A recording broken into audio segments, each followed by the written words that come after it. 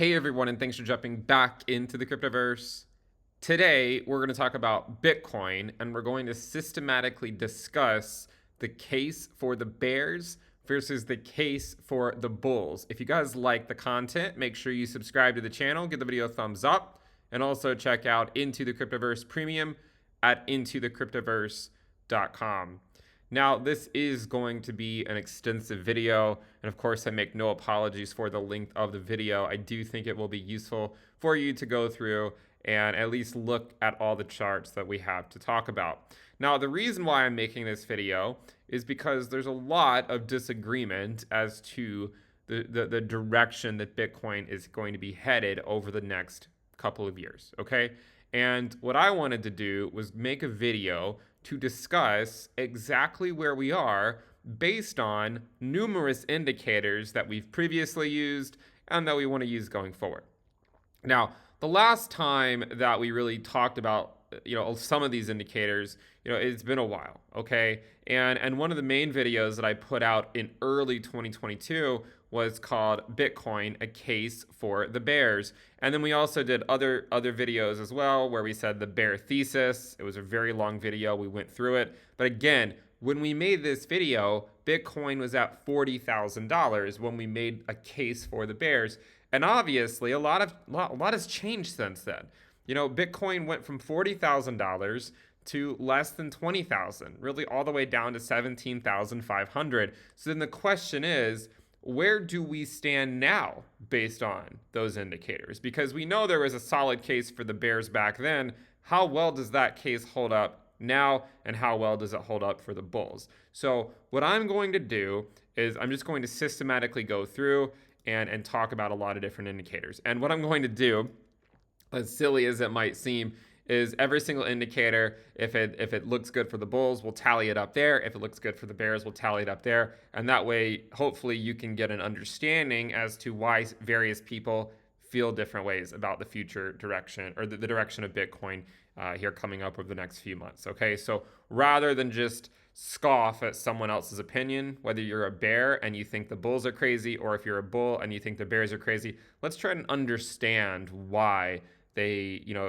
the bears feel the way they do and the bulls feel the way they do, okay? And then at the end, I'll talk about where I kind of stand and whatnot. Okay, so and first I'll start with some of the things we talked about over here, all right? And a lot of the things that we talked about in this video back from February, a lot of those have actually already played out. So one of the things that we talked about in that video was going back down to our lower logarithmic regression band, okay?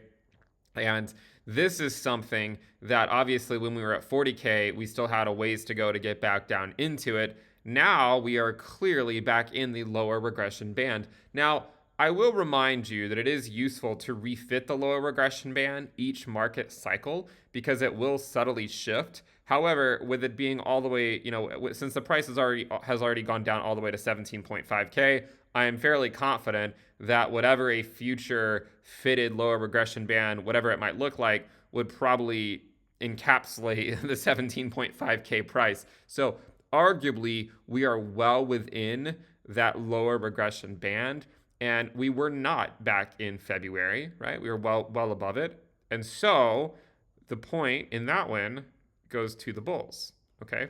I'd say that goes to the bulls.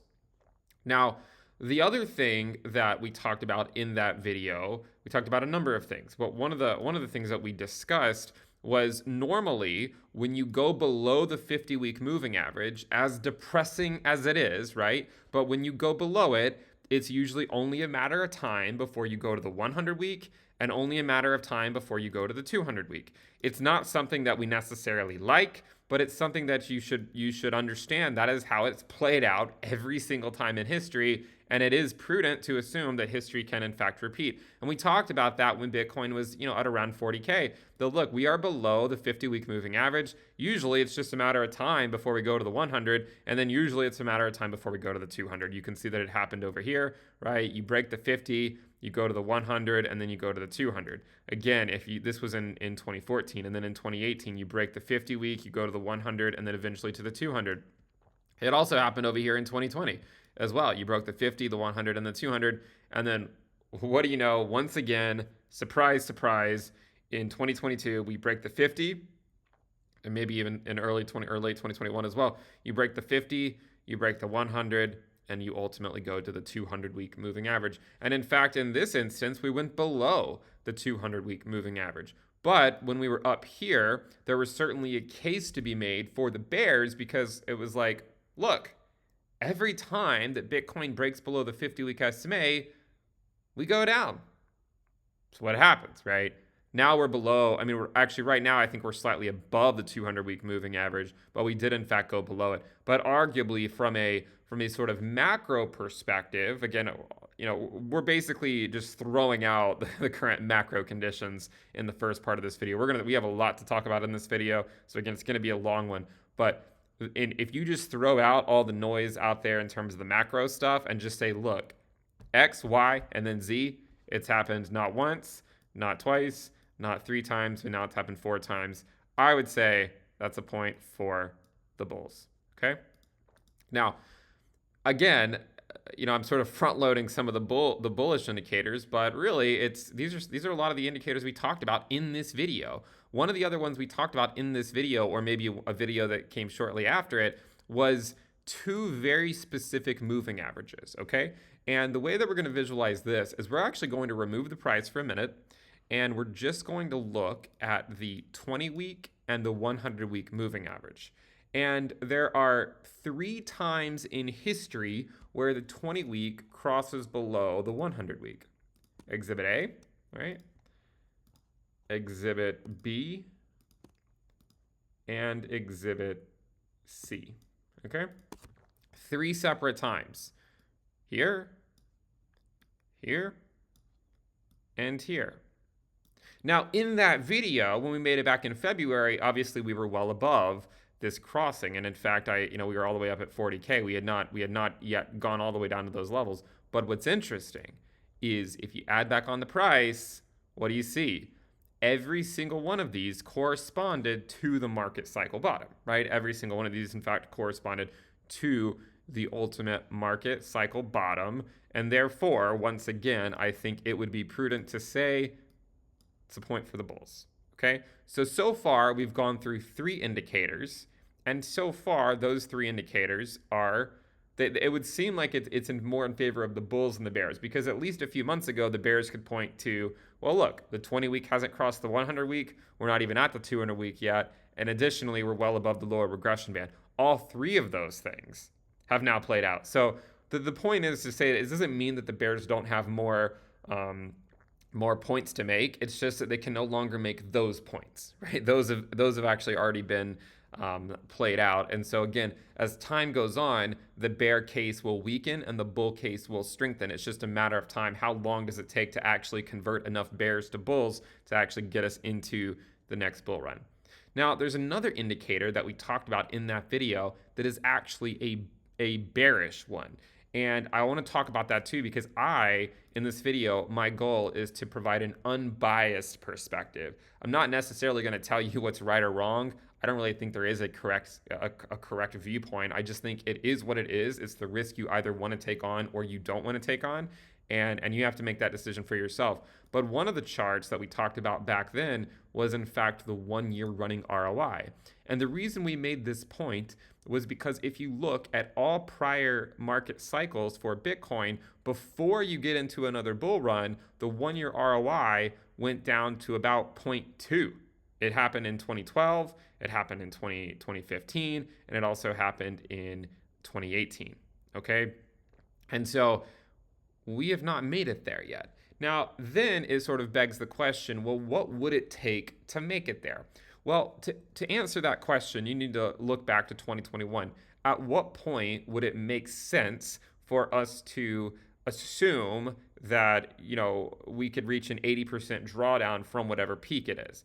Well, in order to do that, you actually need to go back and look at 2 major peaks for Bitcoin. We had more than one, right? We had the 64K peak, we had the 69K peak. Now, with the 64K peak that occurred in April of 2021, a year after that is April of 2022, but we're already past that.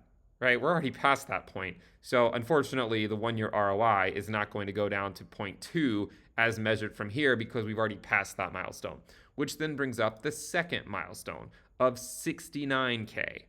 What would a 80% drawdown look like from 69K?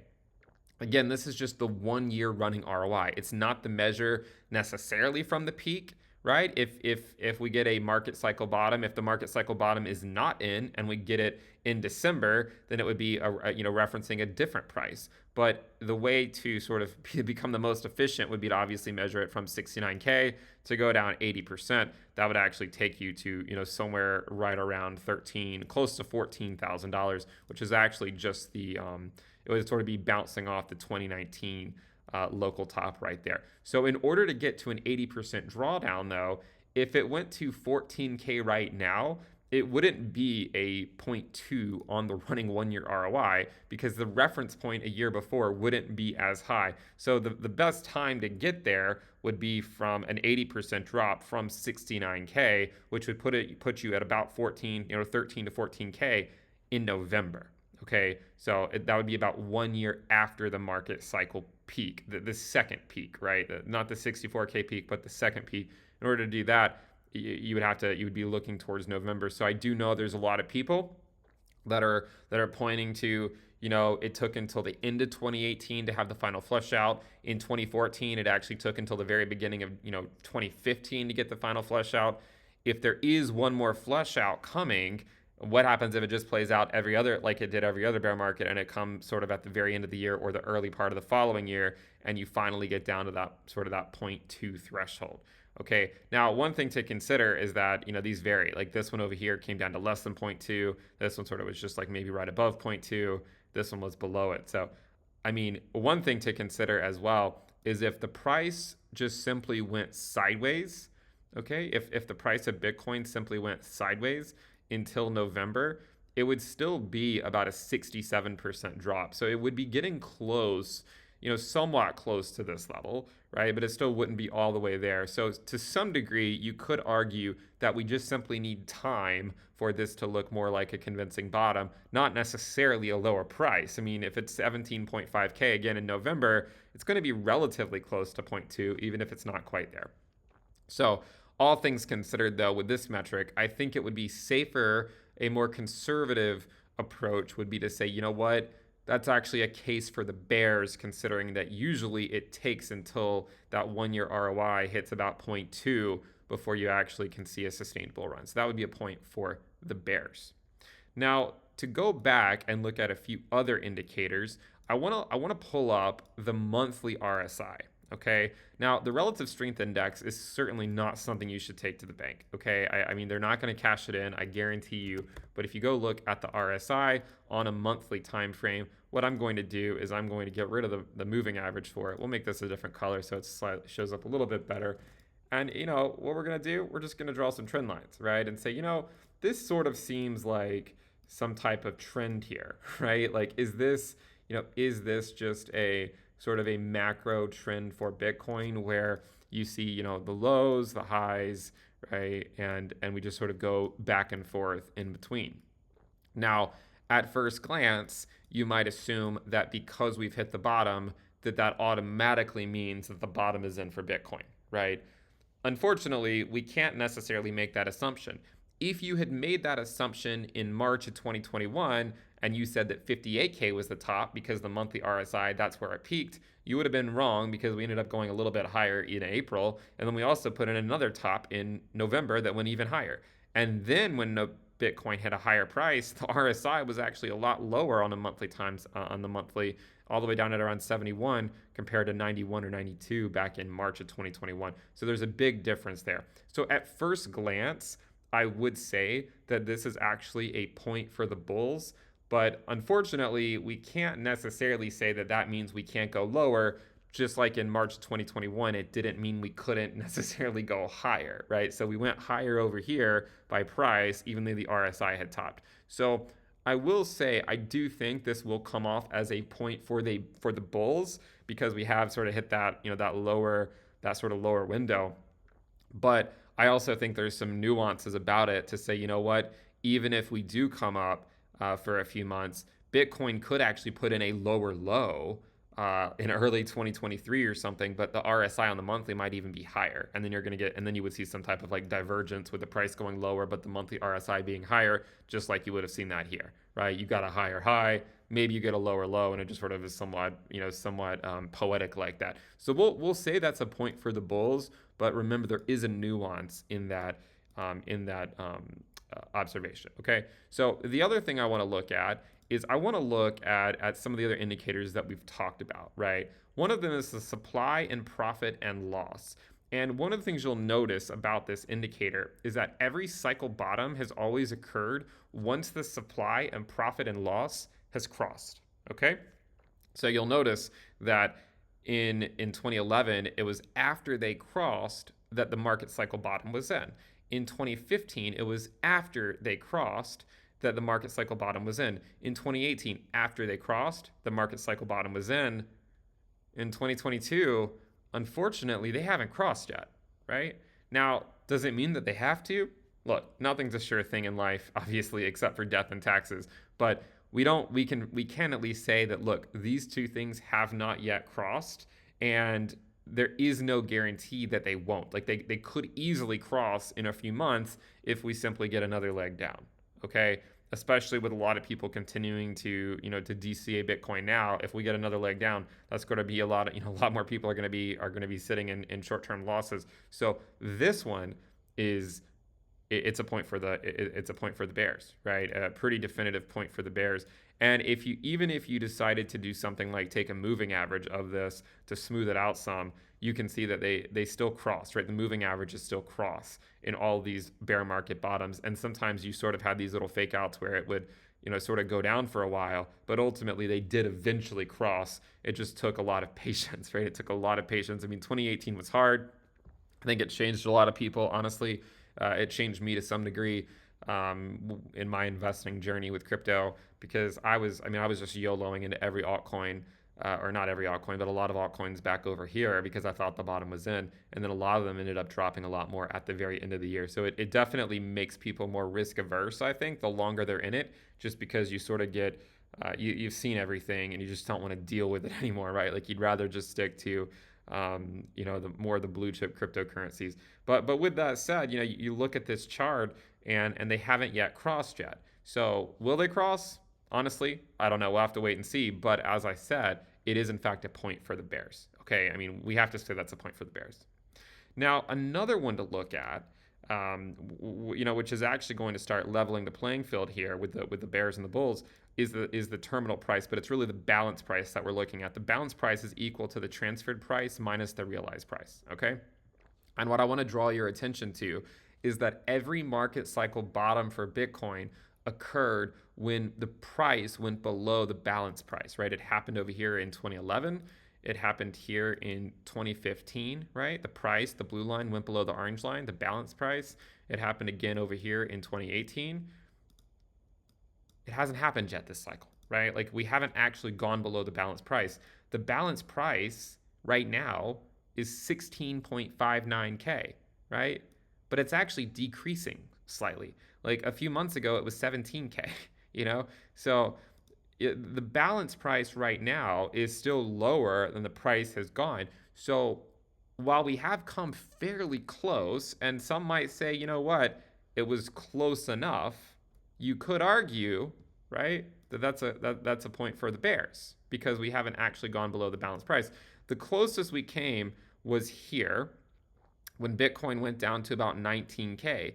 When the balance price was 17.45K. Now you might say, well, didn't Bitcoin go below 19K? You're right? It did, and we'll go take a look at that. So let's go take a look and to figure out exactly, because that's only collecting daily data. The low was 17.6K, right? Some exchanges, I think it was a little bit lower, 17.5, but all things considered, right, it still wasn't slightly lower. Was it close enough? That's for you to call. But if you just sort of take it as going below the balance price or not, that would probably be a point for the bears, right? Because we haven't actually gone below the balance price. We didn't even make it to it. Normally you see some type of final capitulation below the balance price. So ultimately going back, I would argue that is a point for the bears. Okay, we have not gone below the balance price. Now, continuing on, we're gonna look at a lot of indicators here. Again, I want to do this as unbiased as possible. I'm not trying to, put my own project my own opinion. Okay, I'm trying to just look at the charts for what they are and to say these are these are some positive things, these are some negative things. To go back to a positive thing, a lot of people are familiar with the pi cycle top indicator. There was a pi cycle bottom indicator created. I don't know that you can necessarily take this one to the bank, right? Because it hasn't really stood the test of time yet. This was fitted relatively recently, well after these bottoms. So this one's the only one that it's trying to predict at this point, and only time will tell how accurate it is. But as it stands, this would be a point for the bulls, right? Because the pi cycle bottom has in fact flashed. The one caveat to this is the pi cycle top flashed here at 64K or so, but not at 69K. So in the same way, it is a point for the bulls, but you could technically have a lower low that's just not captured as much, because maybe 17.5 is the technical low, but then you could see some type of either double bottom or lower low, or maybe you see a higher low. But arguably, this is in fact a point for the bulls. Okay, so right now it's standing 5-3. We're going to keep going, right? We got a lot of charts to go through. So another one I think is worth looking at is the hash ribbons, and I'm going to add price momentum in. Okay, now I know a lot of people don't necessarily do that, but the problem is if you just look at the hash ribbons, they have given plenty of false signals in the past. Like you'll see them even at right before the summer drop of 2021. And you'll see them at random times that they don't always make the most amount of sense. But if you add price momentum, what you'll notice is that it did not flash until the bear market was over. So you can see in 2011, it did not flash until the bear market was over. It doesn't tell you where the bottom is, but it comes right after the bottom. Okay, it flashed here right after the bottom in 2015. It flashed here in 2018 right after the bottom. It has not yet flashed in 2022. Doesn't mean it won't flash in 2 weeks, right? But it hasn't flashed yet. And so because it hasn't flashed yet, this, I would say, is a point for the bears, right? So now 5-4. So there's a lot of indicators, some are pointing more bullish, some are pointing more bearish. Let's continue on, okay? Now, there's an interesting one that I think has sparked a lot of discussion over the last several months. I've made plenty of videos on it.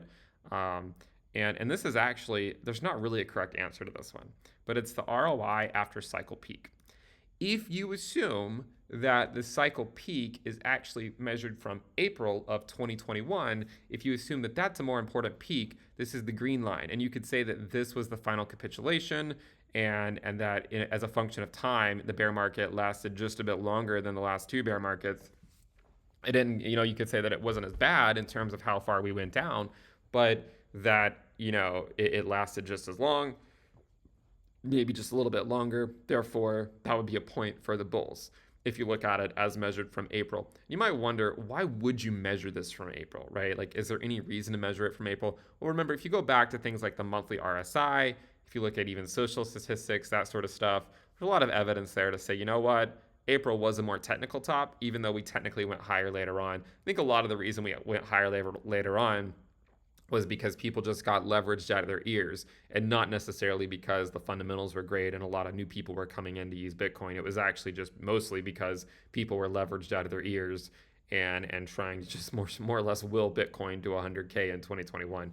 If you measure it from April, it looks relatively okay. What happens if you measure it from November? Kind of looks like we're right where we were in the 2018 bear market, right? The orange line is the 2018 bear market. And then this one up here, this sort of red, is the 2014 bear market. But look where Bitcoin is compared to the last bear market, right? It's basically right where it was. This is exactly where we were basically in August, or, we're actually 1 month ahead, since the peak this time came 1 month early in November as opposed to December. This is basically equivalent to July of 2018. If you measure it from November, it would be equivalent to July 2018. And that means that the final shakeout would occur in November, which would also be some confluence with the 1-year ROI seeing some type of a bottom at the 0.2, the 0.2 threshold. So as measured from the cycle peak, I think it really depends on what you think is more important to measure it from April or from November.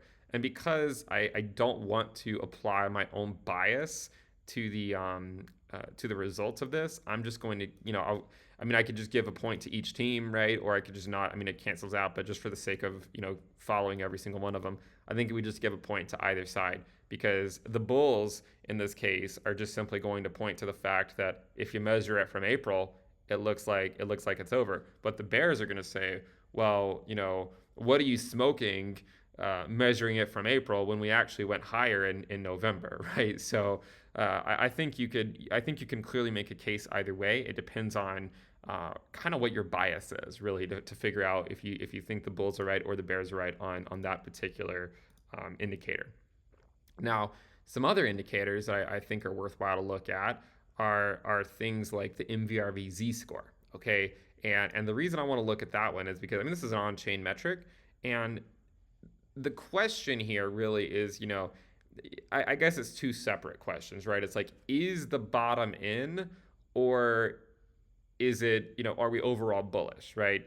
Because you could be bullish. I think a reasonable place to be, which is sort of where I am, is I think it's okay to be bullish, but also to be open to the idea of if we do have another leg down, we're just going to basically fulfill all these indicators. So a lot of these indicators do look quite bullish, right? Even though the MVRV score has gone lower in the past, it still looks fairly bullish. So it depends on, is the argument, is the bottom in, or does it look bullish? Because if you just sort of take a step back and look at this chart, it looks pretty dang bullish because of how low we are. But in the same manner, if you sort of just draw a dashed line at the prior bottoms, like these prior bottoms, you can see we haven't actually come all the way down. It would take another leg down by Bitcoin for us to see the MVRV score fully reset to the values that it went to back in, say 2018 and 2014 and 2011. It would take one more leg down. So I would say that this, arguably this is a point for the bulls to some degree, but in terms of the argument of this video, which I think is the bears are saying that, look, we still need another leg down, I think this indicator would suggest that we could see another leg down just to see the MVRV score reset back to the same level that it went to in 2014 and 2018. So while it is a fairly bullish indicator, and I think indicators like this are reasons why DCAing into the market can make a lot of sense, it doesn't necessarily mean that the bottom has to be in if in fact we've historically gone lower. So while I will say it's a point for the bears, I do think that charts like that are actually relatively bullish, and it's not necessarily taking these charts to the bank to say, well, the bottom can't be in because this hasn't reset. Might never reset, right? It might never reset to the same levels that it did in the past. But arguably right now, the bulls and bears are tied 6-6 in terms of whether the bottom is in or not. Let's continue on.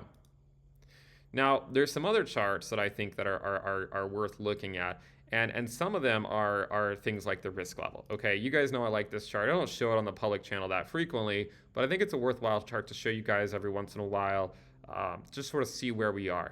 And the current Bitcoin risk right now is 0.222. This is color-coded from blue to red. Red means historically high risk, blue means historically low risk. Obviously, we went fairly far down. If you sort of isolate it like this, you can see that we more or less went to the same risk level. And while it shows that we went to the same level that we went in March of 2020, right before we had a major run. We also went down to the 0.1 risk level. It doesn't show it on here because it was just an hourly wick, but we went down to 17.5K or so. I had a limit order actually filled at 0.1 risk. So while this doesn't show it going all the way down to 0.1 risk, we did go down to 0.1 risk, which is exactly where we went in 2018, which is where the bottom was.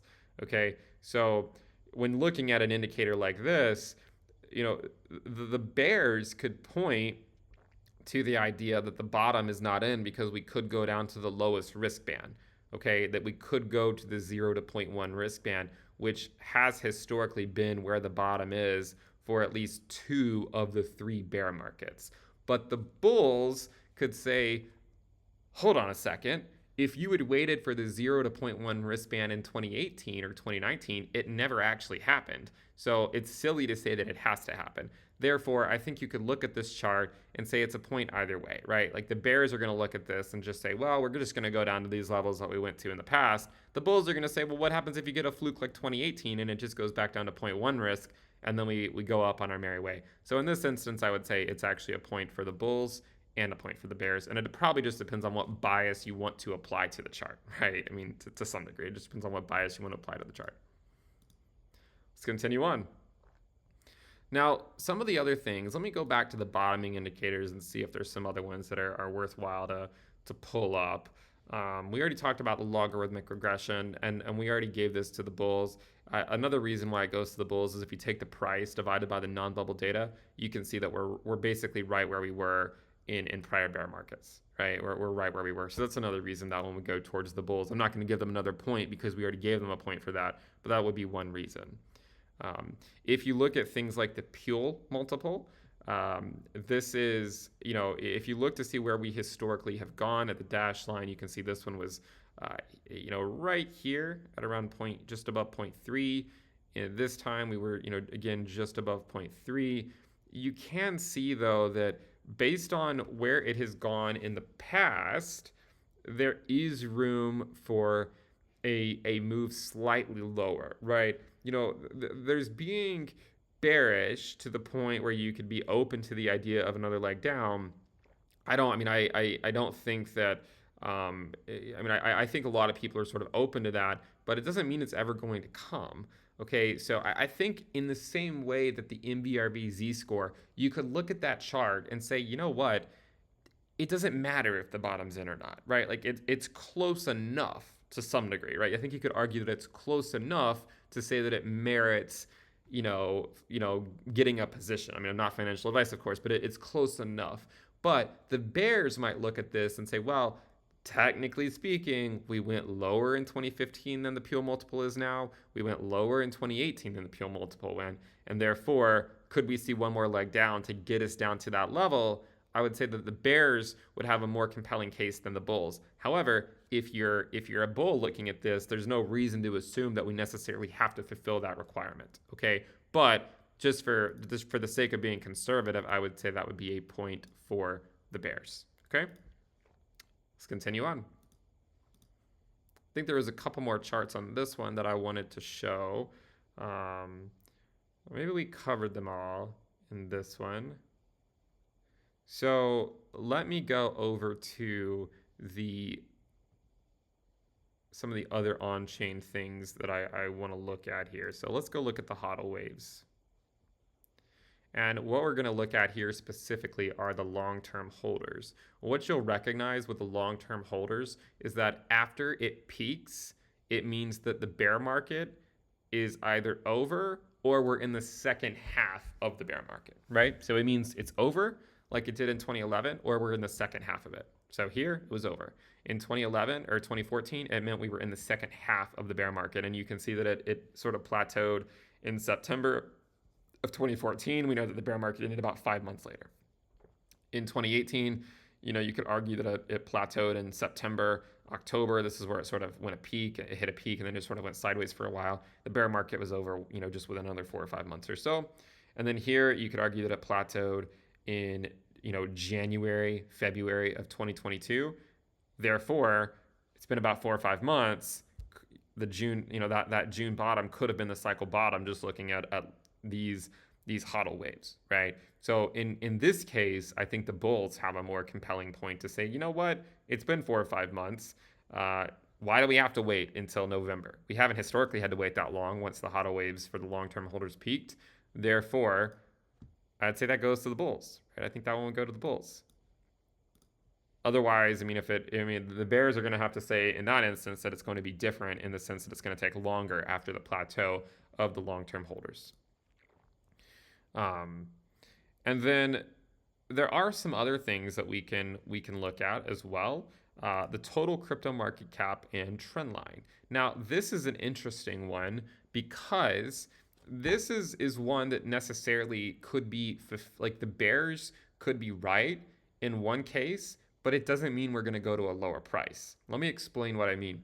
So if you look at this chart, if you take the market cap, which is the blue line of the entire asset class, this is not just Bitcoin, but if you take the market cap and divide it by the fair value logarithmic regression trend line, this is what you get. And you could argue that normally we go to about 65% undervalued before an actual bull market gets underway. Now, what's interesting is in 2015, we basically just went straight down to being 65% undervalued, and that marked the market cycle bottom. In 2018, we didn't get to being that undervalued until the the Black Swan event in March of 2020. So in terms of being undervalued, we already went lower technically than we were at in the actual market cycle bottom of 2018, right? Like we already technically went lower than the market cycle bottom of 2018, but we eventually went lower in terms of the undervaluation. How can that be, right? How can that be? Well, remember, the market cap of crypto, the fair value is a monotonically increasing function. So while we sort of dipped here, we were still higher than it was over here. The reason why we were 65% undervalued was because our reference point was moving higher. It was a lot higher than it was in 2018. For instance, in 2018, when the market cap of crypto went to, you can see that the market cap of crypto went to about 100 billion. The fair value was about 186 billion.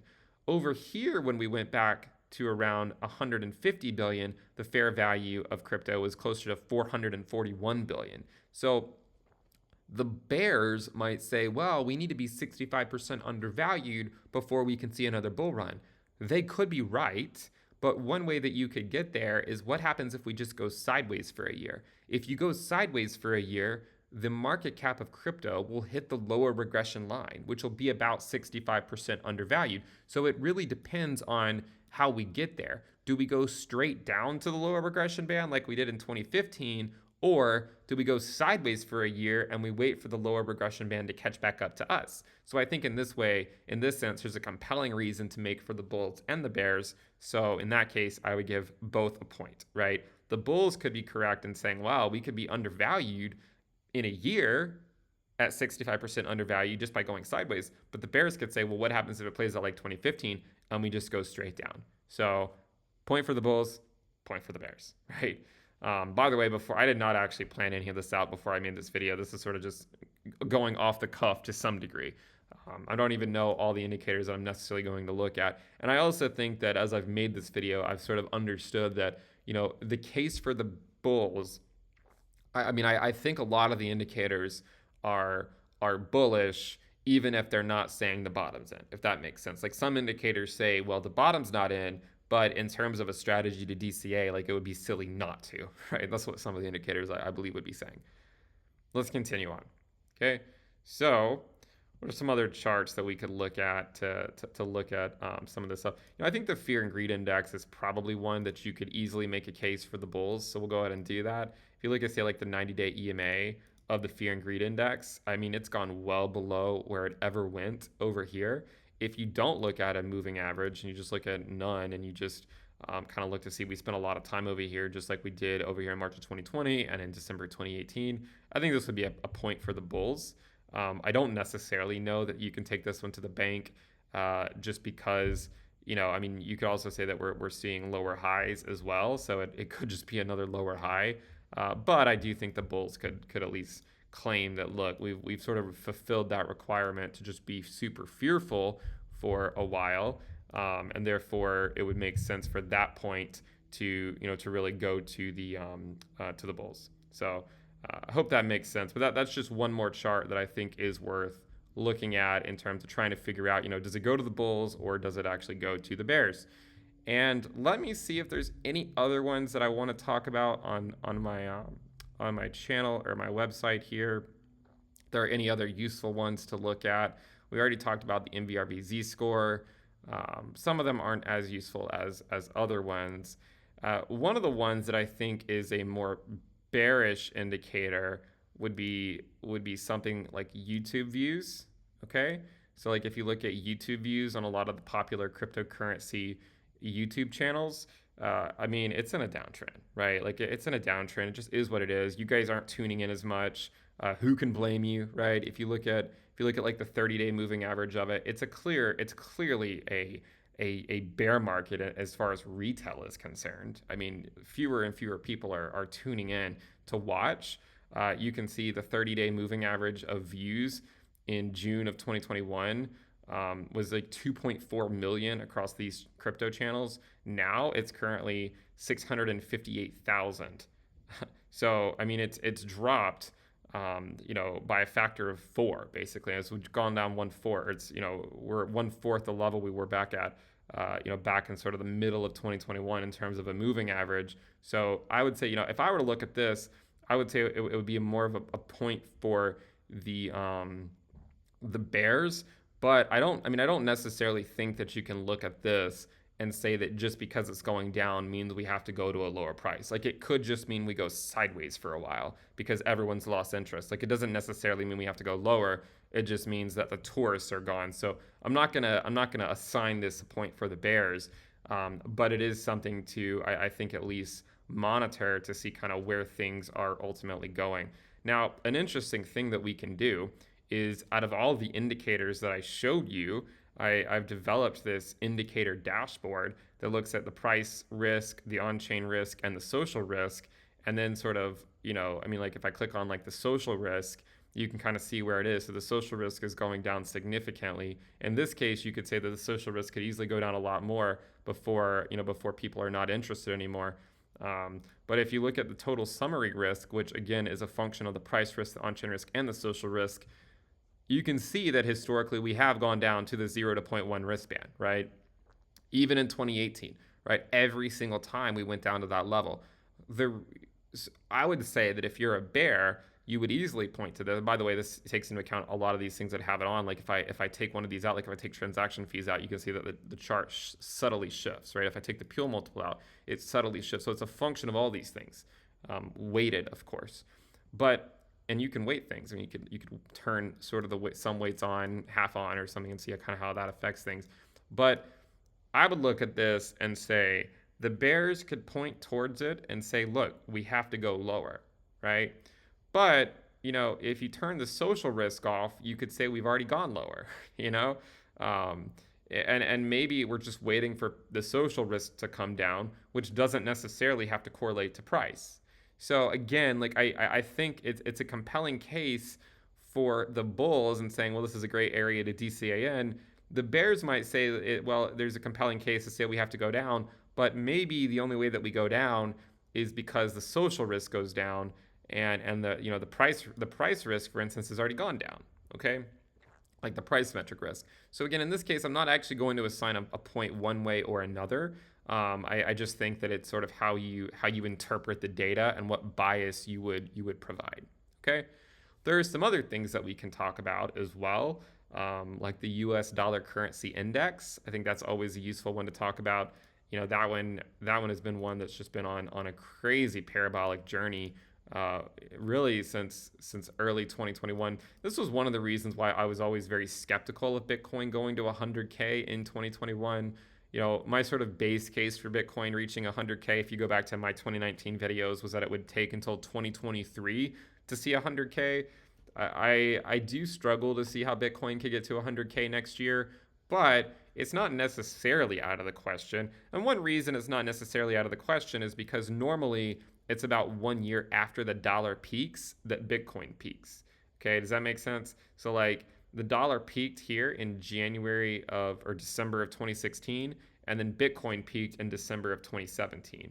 And then, over here, the dollar, if you go back over here, let me find another example. Okay, so here, like the dollar peaked in March of 2020, and then Bitcoin peaked basically like in April of 2021. So if the dollar is finding a peak, either if it finds a peak here in July of 2022, then perhaps we'll see a blow off top sometime in the middle to latter half of next year. But it also is going to depend on, does the dollar just continue higher? Because if it continues higher, then we're going to have to push that timeline out. And eventually it makes it that timeline of 1 year after the dollar peaks is going to be pushed out until 2024 or later, depending on how long this parabolic rally lasts by the dollar. Now, a lot of these things that we've talked about are very much just indicator specific, not including any of the macro. Obviously, if you want to look at the macro, that could change things to some degree. Like for instance, if you were interested in inflation and you followed my thoughts on inflation, one of the things that we know is that inflation, it takes inflation peaking for the S&P to bottom. Okay, so if I show you what I mean on that, let me switch this to a log scale. So for instance, like I've said before, it was in the 70s, inflation peaked. That's where the S&P bottomed, and then in the 40s, when the inflation peaked, that's where the S&P bottomed. During those first spikes, and during the second spike that came later in the decade, the S&P, it maybe had a slight pullback, but the bottom was already in. And so if inflation has peaked, if this is the peak here, and you sort of just draw a line at the peak, then you could say that it lined up with the S&P bottom if the S&P doesn't get another leg down. But I think there's too much uncertainty in this. We don't know if inflation has peaked. I know there's a lot of people speculating that it's peaked. We're actually going to get more inflation data on August 10th. I think the general consensus is that it will come in lower than it was last month when you measure it year over year. But there really is no guarantee. And even if it does come in lower, it doesn't mean that it can't go back up later this year, right? I mean, like in March and April, there were a lot of people calling for inflation to have peaked when it sort of made a 1 month where it went back down, measured year over year, but then we just ended up going straight back up the following month. So, I look at this chart and say the best case for is for the S&P having bottomed would be if inflation has already peaked. And that's not something we can necessarily know yet. I also think a lot of this is just going to be dependent on when the Fed pivots. I would not expect a mania phase for Bitcoin if we're still going through a period of quantitative tightening. I do think it will take a lot of cheap money, right, liquidity to really send risk assets like Bitcoin a lot higher. Therefore, even if the bottom is in, even if the bottom is in, then it's still we're still likely not going anywhere in any sustained way until the Fed pivots, right? And the bulls, I think, would even agree with that, because if you go look at the chart for Bitcoin, and we say, even if you look at prior bear markets, let's overlay, say, like the regression band, right? Even once the bottom's in, it doesn't mean like you're about to have life-changing gains necessarily. You could just be stuck in sort of humdrum land for a while before we actually do anything significant. So even if the bulls are right here, doesn't mean that we're going anywhere, right? Like we could just sort of chop around here for a while, until the next halving, for all we know. So that is something to consider. At the end of the day, I mean, we've gone through a lot of indicators. I'm sure I could find one more to fit the bear thesis, but I think you guys get the idea, right? The point of all of this, right? The point of all of this is to say the bulls have a compelling case as to why the bottom is in. The bears also have a compelling case as to why the bottom is not in. The bears could also point to things like, just looking at drops in prior bear markets like 94, 87, and 84%, and then just saying something like, well, a 75% drop isn't really what we would expect. We would expect it to be a bit more. The bullish bias would say, look, we have diminishing returns, therefore you're going to see diminishing losses from one cycle to another, right? You're going to see diminishing losses. 94, 87, 84. Is 84 to 74, is that too big of a jump?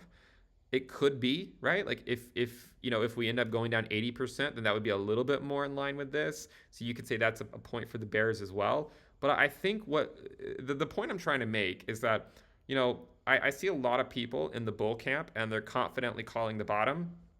I see a lot of people in the bear camp who are confidently saying the bottom's not in, and they're basically deterministically saying that it's going to go down a lot further. In order for us to actually hit a market cycle bottom. There's sort of this range. It goes from perma bulls to perma bears. Okay, there's the perma bulls. Okay, I'm sure some people watching this are perma bulls. I don't really think anything's being wrong with perma bull. I think it's fine.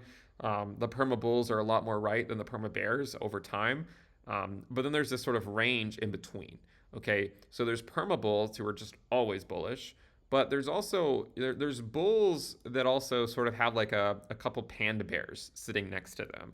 And that's kind of where I am. Like I'm bullish on Bitcoin, but I always have a couple panda bears next to me to like keep me in check on things, right?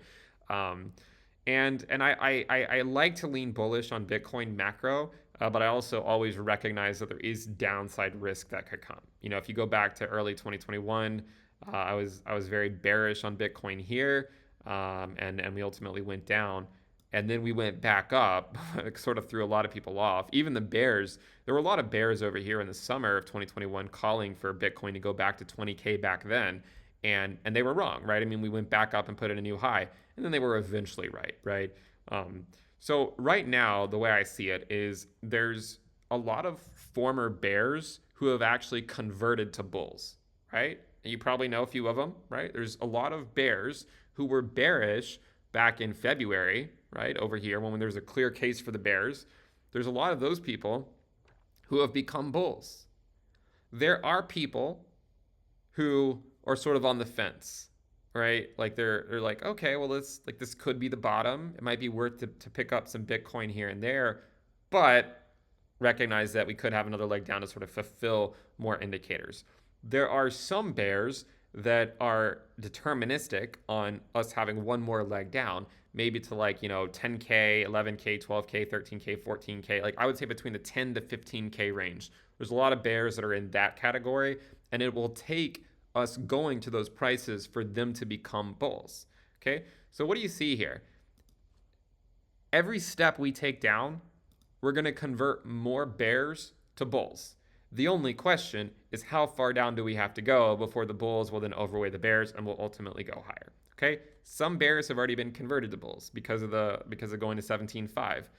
There are some bears that I think are now on the fence. They're sort of sitting neutral. There are some that are saying we need one more leg down.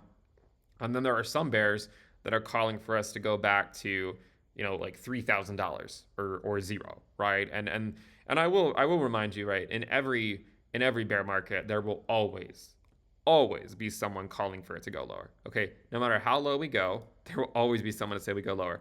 If the bears that are deterministic on one more leg down are right and we go to those prices, there will be someone to say we're going to go lower. So don't let that discourage you. That's always going to be like that. It never goes away. It's happened every single bear market. So remember that will happen no matter where we go. The only question is where do you stand? For me, I would say that there's enough indicators that would suggest that whether the bottom is in or not is somewhat irrelevant in terms of sort of the macro scale. This is a reasonable level based on a lot of indicators for Bitcoin to have a position, in my opinion. It's not financial advice, of course. But at the same time, if we do have another leg down and you see the confluence of more indicators triggering, then those bears who are waiting for that to happen, they'll become bulls. And then the bulls are going to have even more strength going forward. So it really depends on really just kind of what happens over the next few months to see who's ultimately right. But I do hope I've done a decent job at trying to explain the bullish case versus the bearish case, and sort of even looking at the nuances between being bullish but recognizing there could be another leg down, and then being bullish and saying, no, we've already hit the bottom. Because some indicators say we've hit the bottom and some indicators say we haven't. So it really depends on where you sit. I don't really think there's a right or wrong answer. It's just the risk you are willing to take. If you guys like the content, make sure you subscribe to the channel, give the video a thumbs up, and remember to check out Into the Cryptoverse Premium. You'll get access to the charts that we've talked about in this video. So intothecryptoverse.com. Anyways, thank you guys for tuning in. Make sure you subscribe, and I'll see you guys next time.